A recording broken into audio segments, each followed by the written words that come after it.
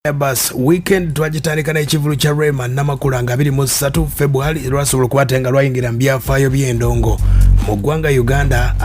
Ekivulu kye bayita Melodies of Love abasobola okubatenga mu kigobererako, abasobola okugendayo abayita ku mitimbagano nga mukigoberera.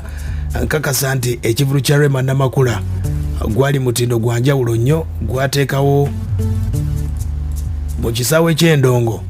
Bayina basobola okubatenga bateeka etafali eddala.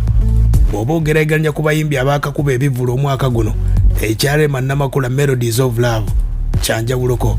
Ate bannaffe aba West Records kulirwa omukulu bamuyita Eddie Sendi be babadde bakirimu. Ekyo ekivulu kyabwe kyasookedde ddala okubanga bakitegeka, wadde nga babaddeko n'ebivulu ebyenjawulo bye benyigiramu okubate nga bayambayambako n'ekino be babadde abasaale, be babadde abategesa abakulu bannaffe aba West Records.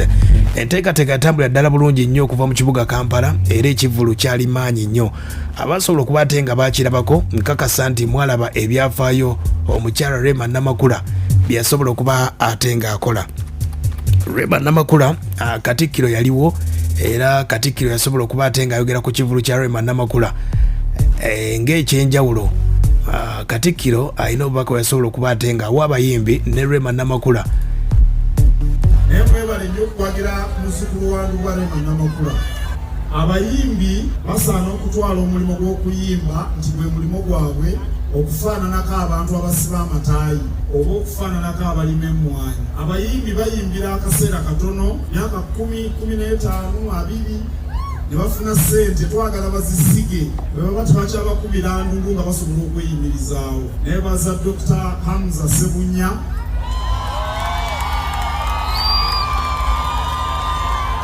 olw'okuwagira mukyala we, era ndowooza oba n'omwami wo ng'alina omulimu muwagire, oba ne mukyala wo ng'alina omulimu muwagire. Era olw'okuba nti Hamza Sebunya ne mukyala we beeyisa mu ngeri ya buvunaanyizibwa, kyenavudde nzija wano okubawagira. Naye nange omuziki tigumpisa bubi era gumpomera, era mmanyi okugulya. Ssaabasajja Kabaka wangaali. Basi enteekateeka bwe yatambulira ddala, Katikkiro yaliwo ng'omugenyi omukulu ku kivulu ekyo, ne bannange Rema ne Hamza beeraga omukwano. Rema aleeta emmotoka ku stage, n'aleeta ekitanda, ne bannange ebintu byali byakulumya bulumya. Rema namakula yeebaza bonna abamubeererawo mu kivulu ekyo.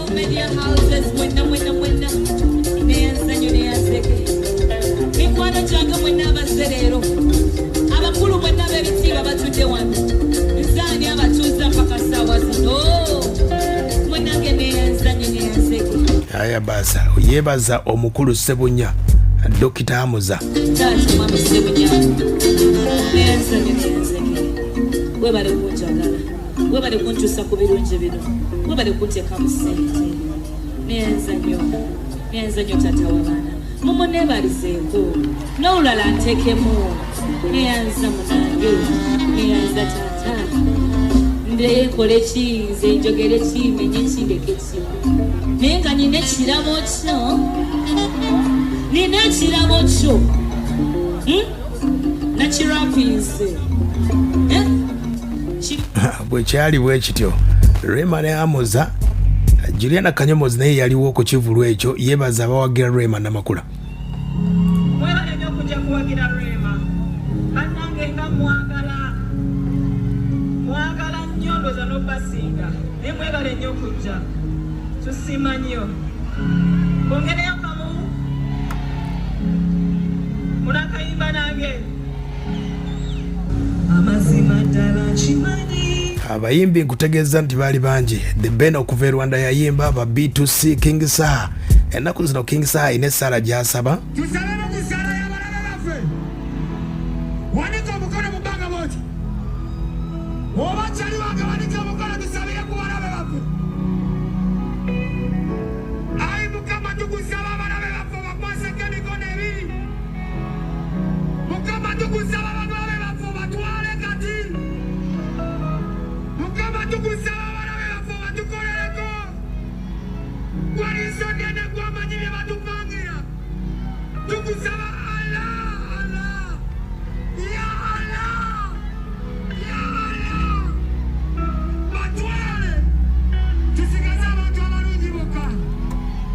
aya basi ye King Saba yimbi bali banji abawerekerako Rema namakula mu Kampala Shelton ekivulu kyali kyamanyi nnyo kibuga Masaka enteekateeka yabadde ya Sunday nga 25 okumanyamuza ayagala Rema yabadde weera mu butoola yabaddewo ng'ayimba Rema akayimba keyaweereza Dr. Hamza kiri kiti kale nga neeyimbye neyanziza aliwa abudabuda yamanya ekahera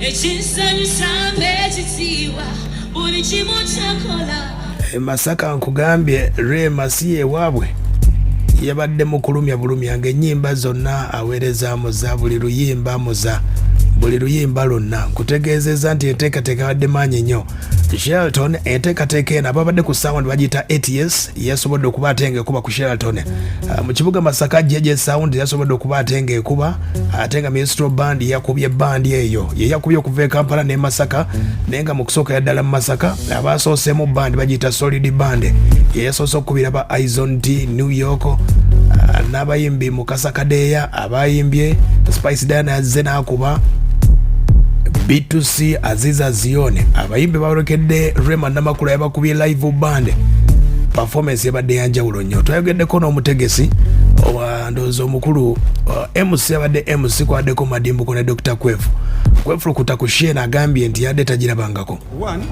show eno yategekeddwa abantu perfectionist kyetusinza okufunamu they are perfectionist babadde every nitty-gritty adde balwana okulaba nti etuukirira babantu abasinga omutindo baguvaako ne badda ku mulyango bategeka nnyo omulangira abategesa abasinga kizibu babba ku mulyango naye ate eno mu kye bafumbira abantu nekiba nga kiri ish naye show yonna quality badde wakulera wane Masaka nzi e Kampala bya bulijjo mubikola ne bituukayo naye mu byalo abantu baleeta sound nganfu omuyimbi najja mu byalo ng'alina obugoye bubiri omuyimbi n'atandika leeti sound